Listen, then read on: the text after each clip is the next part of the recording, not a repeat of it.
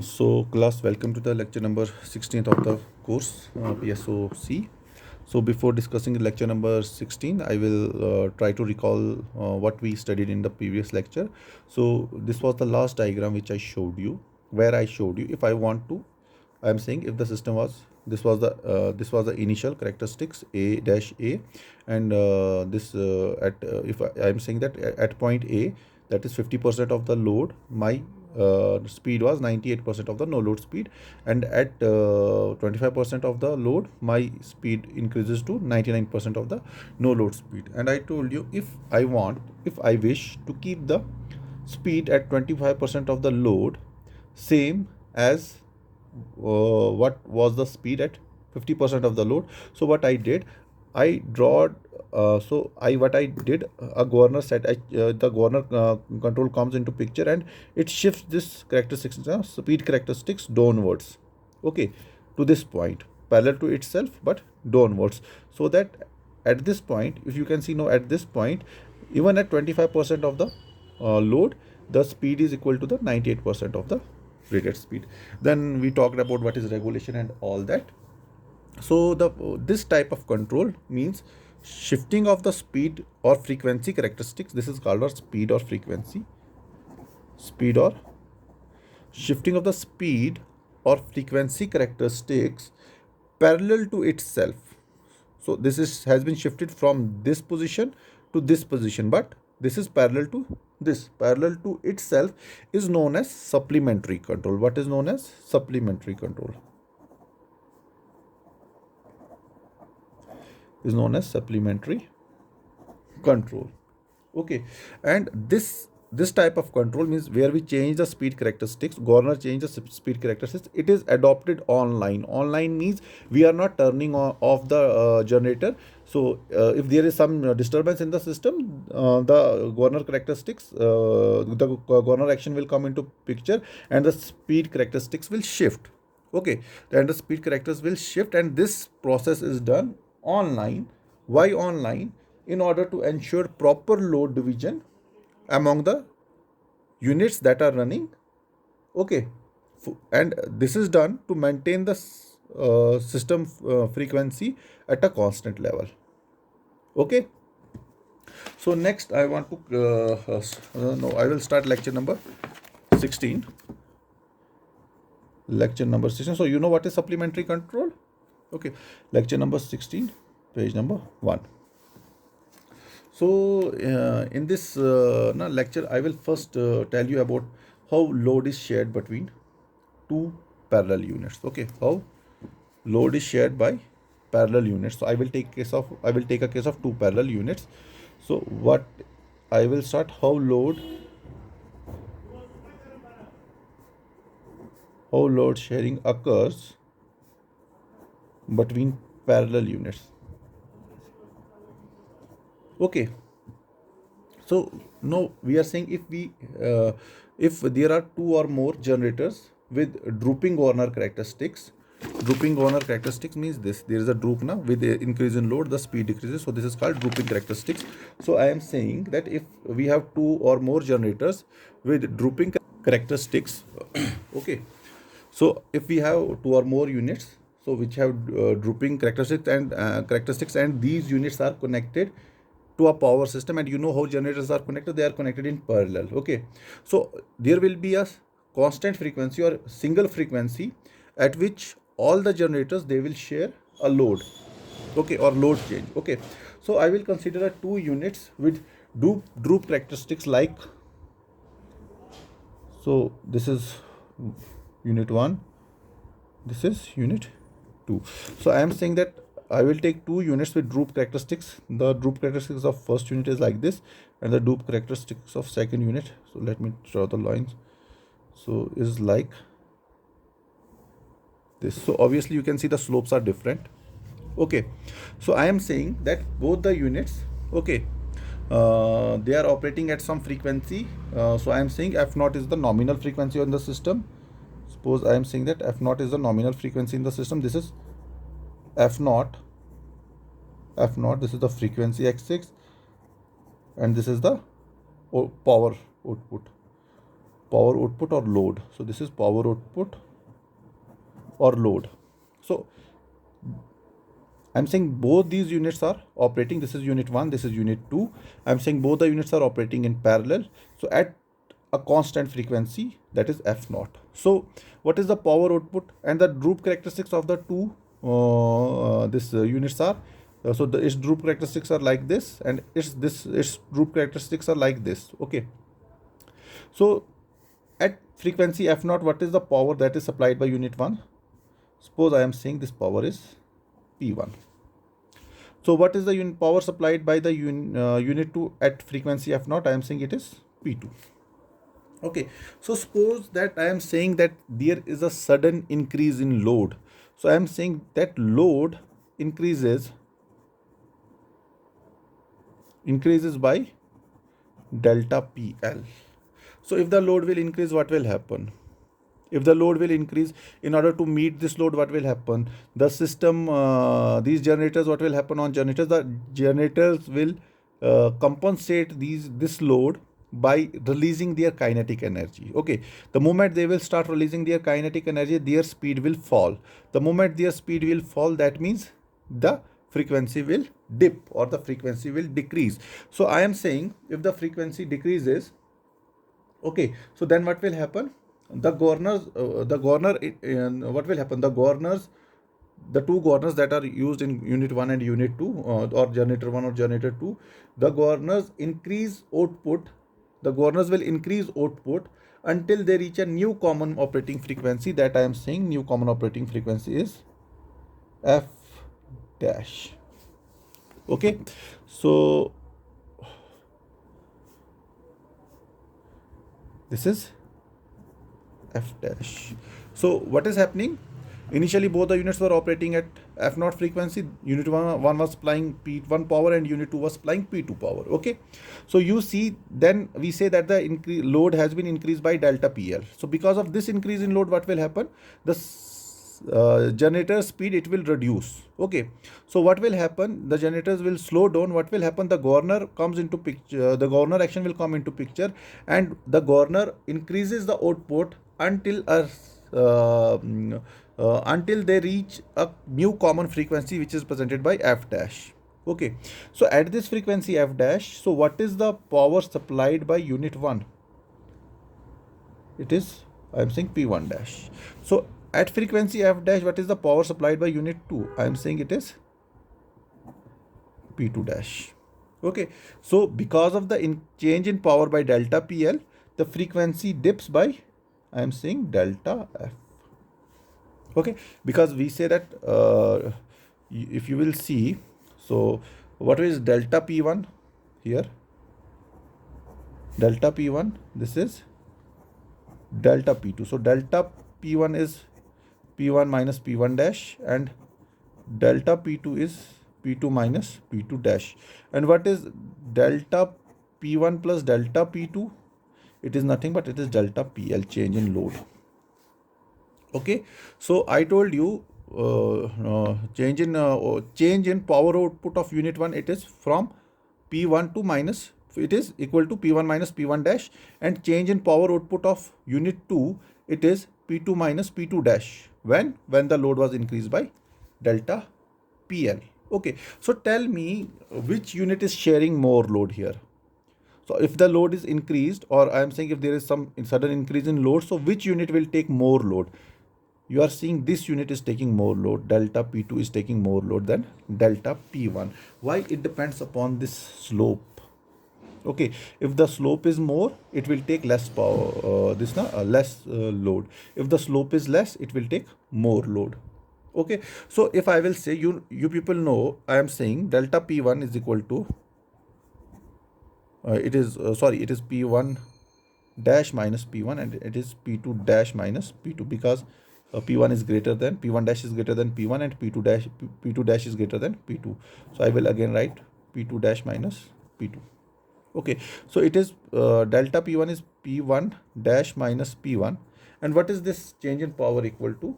I can write it as delta F upon R1, because I told you what is regulation. If I am saying because of this change in frequency del F, okay, what happens? I have to increase the generation by delta P.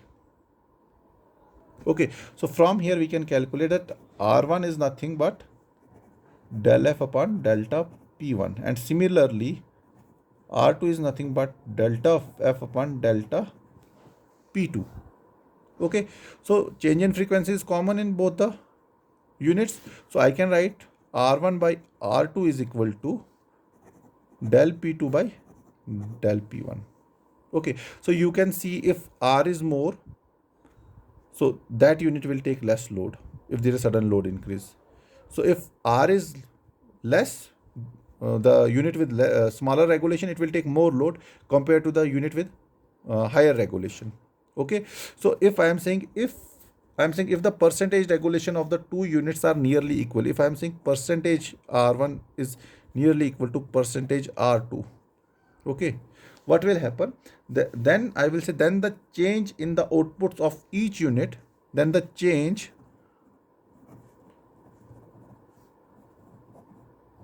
in the outputs of each unit will be change in the outputs of each unit will be nearly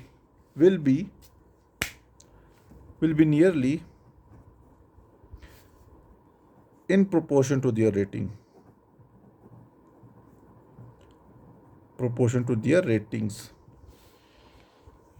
Okay, so this is how load is shared between the two units which are operating in parallel. Okay, so if I will say if the slope of this unit is more like this, okay, so at that time how much power will it take? At that time P2 is this, so P2 dash will be here, P2 dash will be here. So okay, it depends upon the regulation, how much slope, depends upon the slope of the line. Okay, so next topic I am saying that we will I told you that this load frequency control, what is load frequency control? If there is mismatch between the active power generation and demand, then the frequency of the system will deviate. Okay, and another control is voltage control. It is called as load frequency control is called as PF control. So means if there is mismatch between the active power generation and demand, so this controls come into picture to to maintain a balance between active power generation and demand. Similarly, another control is QV control. So in this QV control, it basically, you know that voltage of a system, voltage deviation, it depends upon the mismatch between the reactive power generated and demand. So what we do, this QV control, it controls this reactive power or voltage of the system. So next, let me draw the schematic diagram for this whole PF and QV control, because we have two controls that are working simultaneously. So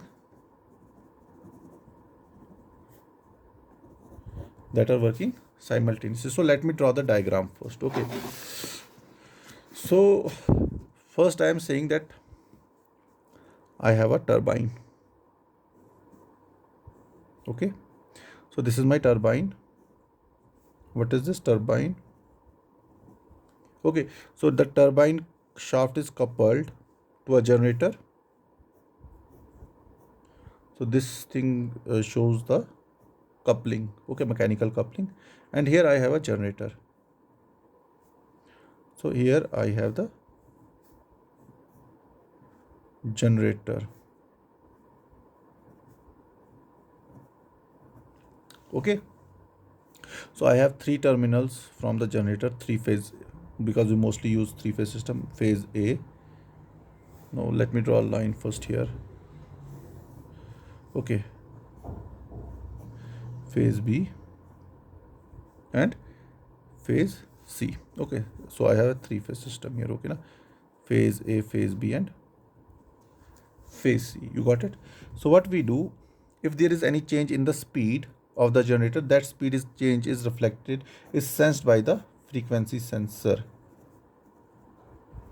It senses the change in frequency, and correspondingly it senses the change in frequency and it sends this frequency signal del f, change in frequency signal, to PF controller. Okay, so let me draw. I'm thinking that I will fall short of space, not a problem. It sends it to the PF controller.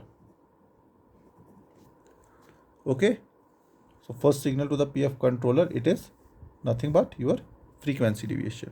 So the another signal to the PF controller, which is load frequency control, it is the tie line power deviation, del P tie. Tie line power deviation means I am saying I have these one system is connected to another system. Okay, so because of change in any of the system, okay, there is change in tie line power. Tie line is nothing, if I have two units here, so both the units are connected by these two transmission lines. Okay, so some power is flowing on these lines. Okay, suppose I am saying that load is somewhere here, so some power is flowing in these lines, or that power is called as tie line power.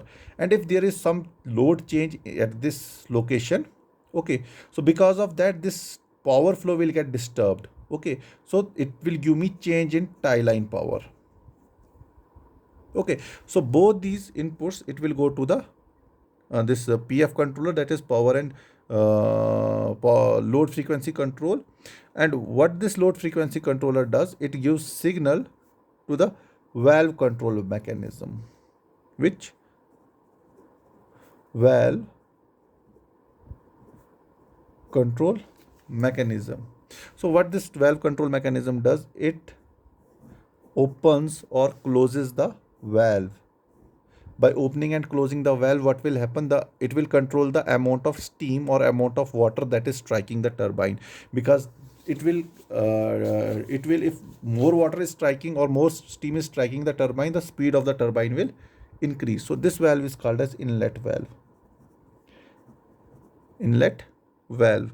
So in this valve some steam is coming, so I'm saying steam or water is coming from here, and this from this, depending upon this frequency deviation and tail line power deviation, load frequency controller, it controls the opening and control of the opening and closing of this valve. Okay, this is called valve control mechanism, which is obviously done by some motor. So this here the power that we are getting, it is called del PT, turbine power, and here the power which we are getting, it is called as, this is delta PGI, generated power. Okay, so this was the frequency control. Now if we want the voltage control, what we do, we use a voltage sensor. We use a voltage sensor. Voltage sensor, obviously it will measure the voltage VT. Okay, so this voltage sensor, this voltage is fed, let me draw it here. This voltage is fed to the comparator. Okay, this voltage is fed to the comparator, and another input to the comparator is the reference voltage. Basically what we do, we convert this AC voltage into DC voltage, and this DC voltage is fed to the comparator, and this DC voltage is compared with the reference DC voltage. Okay, it is compared with the reference DC voltage. Okay, so depending upon the difference between the measured voltage and the reference voltage, we are getting what? We are getting the change in DC voltage, del VI. Got it? So now this, depending upon how much voltage is changing, how much voltage has changed from its reference value, this QV controller or excitation controller, QV controller,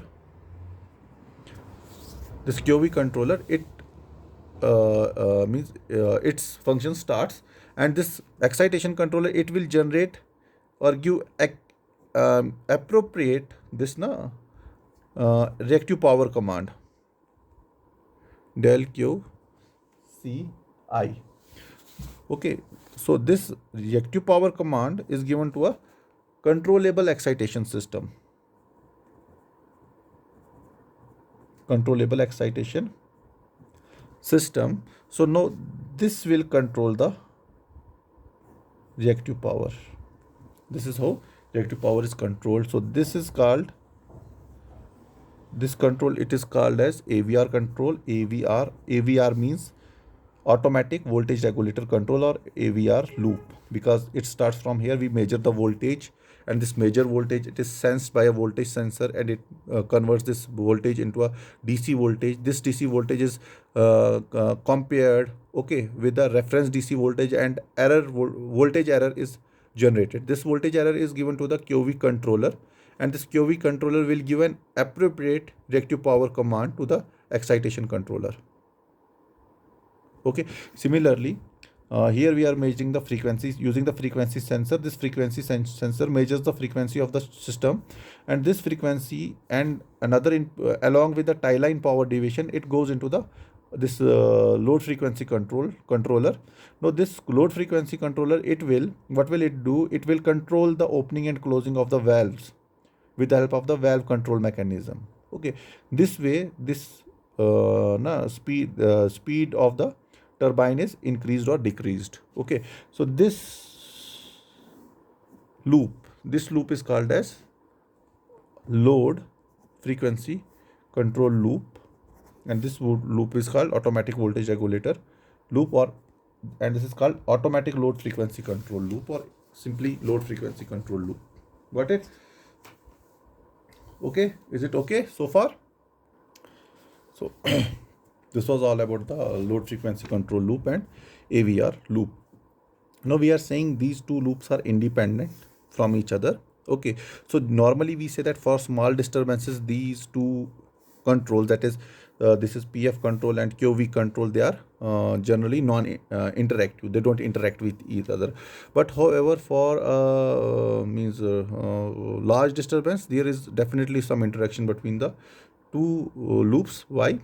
Because we know as the magnitude fluctuates at a bus. Okay, if the magnitude of the voltage fluctuates at a bus, if V changes, what will happen to the power transmitted over the lines connected to that particular bus? So I am saying V changes at a bus. What will happen to P, the power that is flowing in the line that is connected to a bus where this voltage change is occurring? We know that P is equal to EV upon X into sine delta. We know that this P, it generally depends upon delta, but we are saying if there is voltage change at any bus, so the power flowing in that is flowing in the lines which are connected to that bus, the power flow will change. Okay, in other words, I am saying the change in the QV loop, it will affect the generated EMF, which also affects the magnitude of the real power. Okay, but you know that this system, excitation control system, this system is called as excitation control system, where we try to control the voltage by changing the excitation of the generator. And this control is called as the load frequency control system, where we try to keep the frequency of the system to its constant value. Okay, if there is any load change or if there is any tie line power deviation. Okay, we say generally they are non-interactive, but still there is some interaction if there is some major change in the system. However, if you know that the time constant of this loop, AVR loop, it is very small. Okay, we are saying the time constant of the loop is very small. Why? Because this is an electrical system, totally electrical system. Okay, and you know that the time response of any electrical system, it is very fast. Okay, on the other hand, this system, you know, this is a electromechanical system. Okay, you are measuring the frequency and you are measuring the tie line power deviation, or you are in and this PF controller, what this PF controller does, it sends the del PCI command, which controls the opening and closing of this valve, and this with the help of after which we can say that the steam flow changes, and it will change the speed of rotation of the turbine. And these turbines, they are not smaller units, they are very bigger units. एक building के जितना होता है बेटा एक turbine. So it is a mechanical part. So inertia of a mechanical system, you know, it is high. Okay, so if there is some change in the frequency, it will take few seconds for the system to respond. However, in case of this system, it is an instantaneous system. If there is any voltage change, instantaneously the voltage will this error will get reduced within, I'd say, within I think milliseconds. Okay, since the time response of this circuit is very fast as compared to the time response of this circuits, so we say that transients in this AVR control, transients means if there is any change in voltage, transients in AVR control, it vanishes. Okay, vanishes even if this load frequency control loop, it starts reacting. So the before this loop can react, so the function this AVR loop, it performs its function and means it takes care of all the disturbances by the time this loop can start. So this is very fast, this is very slow. Okay, so that is why we say there is no coupling between the two loops, and we say that the two controllers, two loops, they are non-interactive in nature. Got it? So next I have prepared some, yes. So next is your this speed governor system. Okay, which is actually your governor control system, which is very important. Okay, from examination point of view, from other this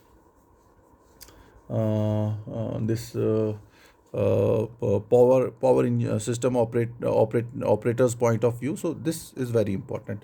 But this thing I will discuss in lecture number 17. Okay, so so I think I should stop today, because it was a conceptual but very theoretical topic. So I am totally exhausted. So I think that is enough for today. Thank you very much.